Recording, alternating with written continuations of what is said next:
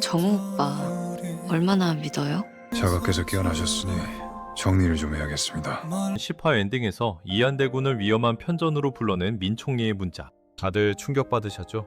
결국 민정우도 흑화했구나. 화랑 때문에 친구를 배신하는구나 라며 실망하신 분들이 많으실 텐데요. 하지만 과연 그럴까요? 오늘 영상은 오직 민정우라는 한 남자의 발자취만을 집요하게 따라가 봤습니다.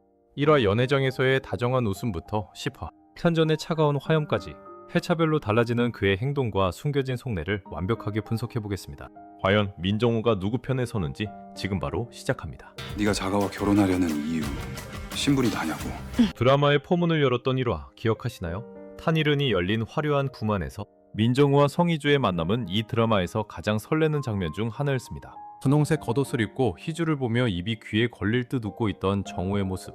그는 정말 희주바라기 그 자체였죠. 너 요즘 좀 멋있더라.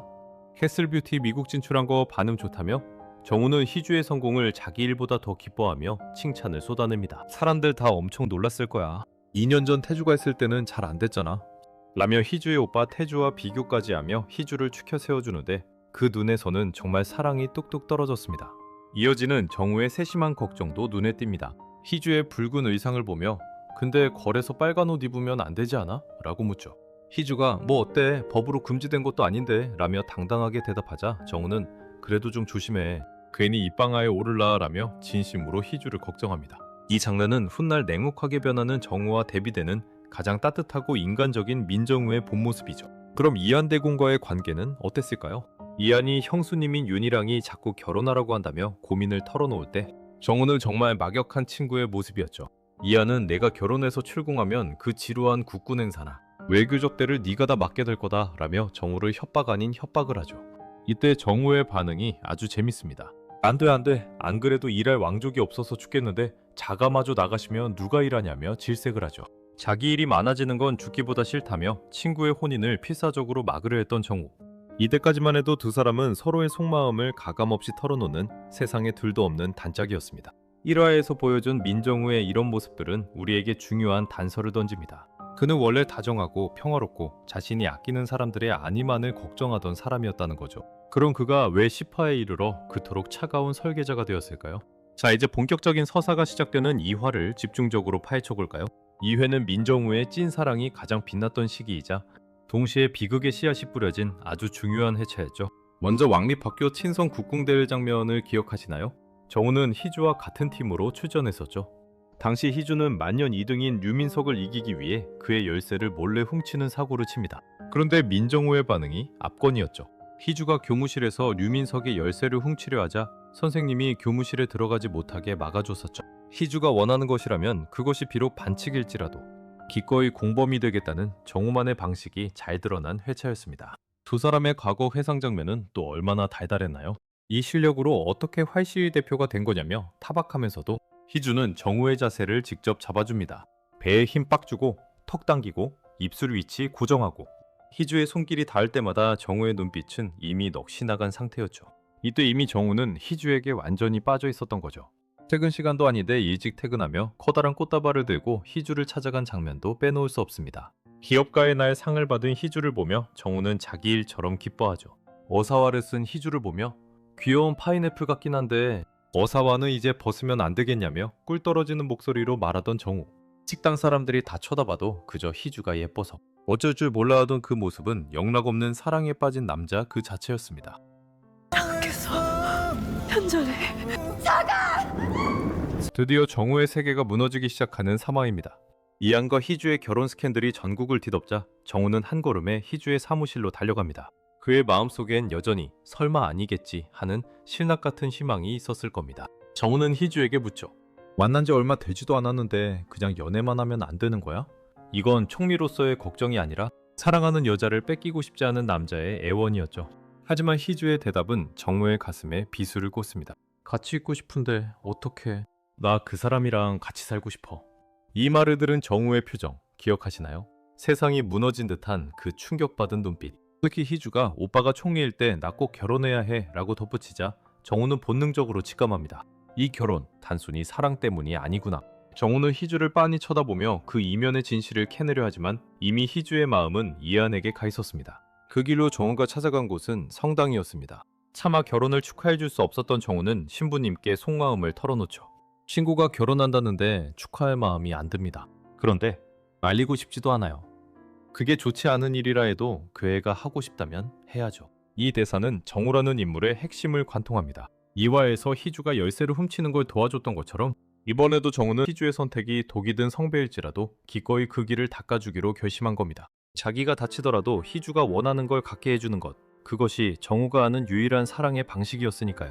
하지만 이 숭고한 배려 뒤에는 무서운 집착과 의심이 자라나고 있었습니다.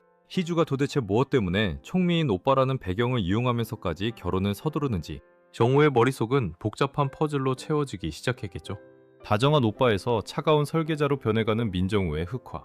그 서막은 바로 이 성당의 기도문에서 시작되었던 것 같습니다. 드디어 사건이 터졌습니다. 사회의 시작은 이안과 희주의 담벼락 키스 스캔들로 온 나라가 발칵 뒤집히는 장면이죠. 왕실과 내각이 모인 무거운 자리, 정우는 그 어느 때보다 차가운 얼굴로 앉아 있습니다. 이안은 당당했죠. 일국의 대군이 여인과 입을 맞추어 놓고 그저 장난이었다고 말하는 게 당신들이 말하는 나의 채통이냐며 오히려 화를 내죠. 이때 부원군이 희주를 향해 평민의 서출일 뿐이라며 비하하자 정우의 눈빛이 순식간에 날카로워집니다. 자기가 그토록 아끼는 희주가 그런 취급을 받는 걸 참을 수 없었던 거죠. 결국 정우는 이안에게 뼈 있는 말을 던집니다. 공표하십시오. 대군자가의 말씀대로 추문입니다. 수습해야 하지 않겠습니까? 여기서 수습이라는 단어 참 무섭습니다. 네가 똑바로 처신 못해서 희주에게 오물을 묻혔으니 네가 책임지고 닦아내라는 말을 돌려서 한 거죠. 이안도 그 뉘앙스를 읽고 수습이라며 대묻지만 정우는 물러서지 않습니다. 인정은 하되 결혼은 아니라고 선언하십시오. 젊은 남녀가 만났다 헤어지는 게 뭐 특별한 일입니까? 무겁게 생각하지 않으면 무겁지 않은 일이 될 겁니다. 겉으로는 이안의 편을 들어주는 척하지만 속내는 다릅니다. 연애만 하다 끝내라. 희주에게 상처 주지 말고 적당히 헤어져라. 그러면 내가 희주를 데려오겠다는 무서운 계산이 깔려 있었던 거죠. 이어지는 야구장 장면에서도 정우의 질투는 폭발합니다. 비서관 핑계를 대며 구장에 나타난 정우는 이안과 희주 사이에 끼어 앉습니다. 희주가 오빠 안게 옆으로 가고 이안을 밀어낼 때 정우는 보란듯이 희주와의 친밀함을 과시하죠. 관중석에서 키스타임 전광판이 뜨자 채통을 지키라며 필사적으로 막아서던 그 초조한 모습. 어떤 남자가 자기가 좋아하는 여자가 바로 옆에서 다른 남자와 키스하는 걸 가만히 보고 싶겠어요? 경기가 끝나고 나가는 길 정우는 이안이 옆에 있는데도 희주의 어깨에 손을 얹으며 밥 먹으러 가자고 합니다. 너 핫도그로는 배 안 차잖아. 저번에 그거 먹고 싶다며? 라며 자신이 희주에 대해 더 많이 알고 있다는 걸 계속해서 티맵니다. 이안이 어이없어하며 민 총리 요즘 안 바쁩니까? 라고 눈치를 줘도 정우는 눈 하나 깜짝 안 하죠. 횟집에 마주 앉은 세 사람. 말것을 못 먹는 이안에게 그러게 궁으로 돌아가시라니까요 라며 속을 긁고 희주가 이안의 입맛을 타박하자 그러니까 자갑게 시집갈 생각하지 마 라며 은근슬쩍 본심을 드러냅니다. 이때 정우는 정말 귀여우면서도 무서웠죠.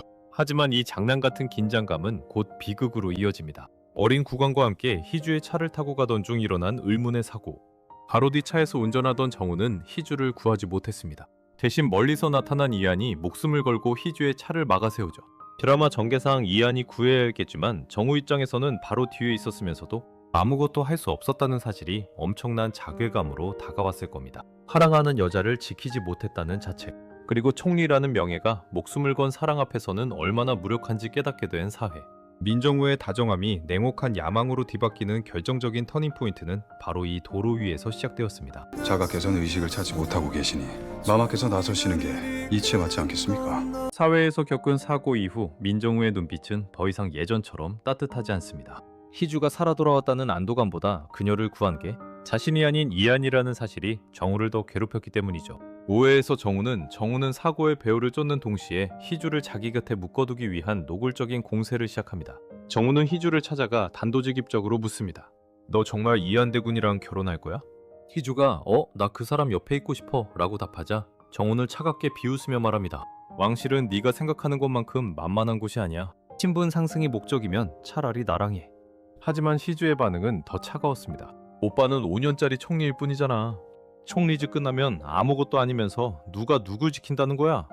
이 한마디는 정우의 가장 아픈 곳을 찔렀습니다. 아버지의 명예를 이어받아 최고의 총리가 되려 했던 정우에게 5년짜리 임시직이라는 말은 그의 존재 가치를 부정하는 것과 같았죠.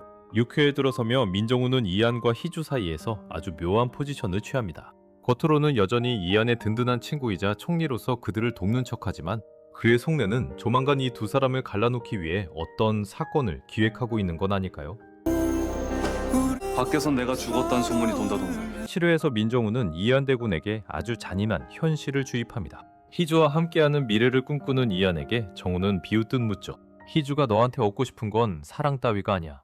그 아이는 자기가 가진 재능을 마음껏 펼칠 수 있는 배경, 그리고 누구도 무시할 수 없는 대군 부인이라는 자리가 필요한 거지. 희주를 누구보다 잘한다고 자부하는 정우가 던진 이 말은 시청자에게 민정우가 희주를 야망을 위해 사랑을 이용하는 여자로 격화시켜서라도 자신의 곁으로 끌어오려 한다는 집착을 느끼게 합니다. 우정이라는 이름으로 이안의 곁을 지키고 오빠라는 이름으로 희주의 뒤를 봐주면서도 정작 두 사람의 사이에는 회복 불가능한 의심의 씨앗을 심고 있는 민정우. 7회는 그가 왜 최고의 전략가로 불리는지, 그리고 그 전략이 얼마나 잔혹한 소유욕에서 비롯되었는지를 여실히 보여주는 회차였습니다. 이제 정우에게 이안은 지켜야 할 친구가 아니라 희주를 되찾기 위해 반드시 무너뜨려야 할 장애물일 뿐입니다. 8회에서 우리는 민정우의 가장 상징적인 변화를 목격하게 됩니다. 바로 정우가 항상 손에 쥐고 만지작거리던 묵주입니다. 1화부터 지금까지 정우는 불안하거나 희주를 생각할 때마다 습관적으로 묵주를 돌리며 마음을 다스려왔죠. 그것은 정우에게 남은 마지막 양심이자 희주를 향한 순수한 애정의 준표였습니다. 그런데 이번 회차, 정우는 아버지의 묘소를 찾아가 그 묵주를 차갑게 내려놓습니다. 이건 더 이상 도덕이나 신념 혹은 사랑이라는 감정에 휘둘리지 않겠다는 정우의 독한 선언입니다. 묵주를 뺀 정우의 손에는 이제 부드러운 온기 대신 상대를 단숨에 제압할 차가운 권력만이 남게 되었습니다. 고작 근유대 한 명이 편전을 날리는 게 말이 돼? 이제 민정우는 더 이상 자신의 본심을 숨기려 하지 않습니다. 친구로서, 오빠로서 돕던 과거는 이제 흔적도 없이 사라졌죠. 그 해의 백미는 희주가 정우를 찾아와 마지막으로 호소하는 장면입니다. 희주는 눈물을 참으며 정우에게 말하죠. 오빠, 나 사실 이안대군을 아주 많이 좋아해. 그래서 그 사람을 돕고 싶어. 오빠가 도와주면 안 돼? 이때 정우의 반응은 시청자들의 심장을 얼어붙게 만들었습니다. 희주의 간절한 고백을 들은 정우는 그녀를 빤히 바라보더니 유감이네 라고 하죠. 이 유감이네라는 말 한마디에는 정말 많은 의미가 담겨 있습니다. 내가 그를 사랑한다는 사실이 안타깝고 그래서 내가 너를 무너뜨려야 하는 이 상황이 유감이다 라는 뜻이죠. 정우는 이제 희주의 눈물에도 흔들리지 않을 만큼 복해진 것 같네요. 드디어 문제의 10회입니다. 이번 회차의 엔딩은 드라마 역사에 남을 만큼 강렬했죠. 민 총리는 부원군과 은밀하게 독대합니다. 그는 부원군에게 자가를 위해 제가 판을 깔아드리겠다며 이안대군을 편전으로 유인할 것을 제안합니다. 우리가 알던 그 다정했던 정우가 맞나 싶을 정도로 냉혹한 거래였습니다. 정우는 이안에게 편전에서 보자 하는 짧은 문자를 보냅니다. 이 문자 한 통이 이안을 죽음의 문턱으로 밀어넣는 신호탄이 될 줄 누가 알았을까요? 부원군이 편전에 불을 지르는 그 순간 정우는 멀리서 타오르는 불길을 무표정하게 바라봅니다.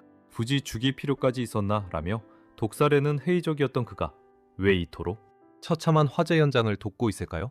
여기서 우리는 민정우의 진짜 설계를 들여다봐야 합니다.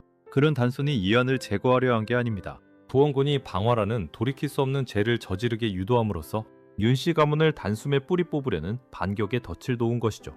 가장 높은 곳으로 올려준 뒤 가장 처참하게 추락시킨다는 그의 말은 바로 부원군을 향한 것이었습니다.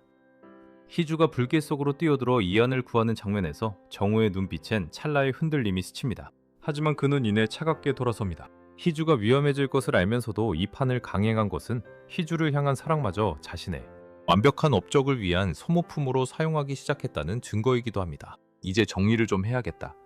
10회 엔딩에서 정우가 남긴 이 짧은 한마디는 전율 그 자체였습니다. 이안을 사지로 몰아넣고 왕실을 화염에 휩싸이게 만든 뒤 이제 본인이 직접 부원자이자 심판자로 나서겠다는 선언이죠. 1화부부터 쌓아온 그의 모든 다정함은 이 거대한 파국을 위해 치밀하게 계산된 가면이었을까요? 불타는 편전을 등지고 걸어나오는 민정우의 뒷모습. 그는 이제 사랑하는 여자의 오빠도 대군의 친구도 아닙니다. 오직 자신의 설계대로 세상을 재편하려는 고독하고 무서운 괴물이 되어버렸습니다. 과연 이 불길의 끝에서 그가 얻고자 하는 마지막 조각은 무엇일까요? 민정우의 폭주는 이제 11회와 12회 반 두 번의 기회만을 남겨두고 있습니다. 11회 예고에서 민 총리의 행보는 더욱 대담해집니다. 화재 사건 이후 큰 혼란에 빠진 왕실을 보며 그는 비웃듯 말하죠. 이제 주인 없는 왕자를 누가 지키겠습니까? 정우는 윤희랑에게 다가가 직접 섭정하라고 하죠. 하지만 이건 도움이 아니라 가장 높은 곳에서 떨어뜨리기 위한 독이 든 성배입니다. 과연 그는 부원군을 어떻게 단죄할까요? 그리고 사지로 몰아넣었던 희주가 자신을 의심하기 시작했을 때 정우는 어떤 얼굴로 그녀를 마주할까요? 모든 진실이 밝혀질 11회 민정우의 정리가 시작됩니다. 1화에 천진난만했던 분홍색 두루마기 청년이 10화에 차가운 화염을 설계한 괴물이 되기까지 여러분은 민정우라는 남자를 어떻게 보셨나요? 사랑을 위해 괴물이 된 건지 아니면 괴물이 되기 위해 사랑을 이용한 건지 이번 주도 본방사수하시며 이 복선들과 연결해 보시죠. 지금까지 드라마 오지랖이었습니다. 가시기 전 구독과 좋아요 꼭 부탁드립니다.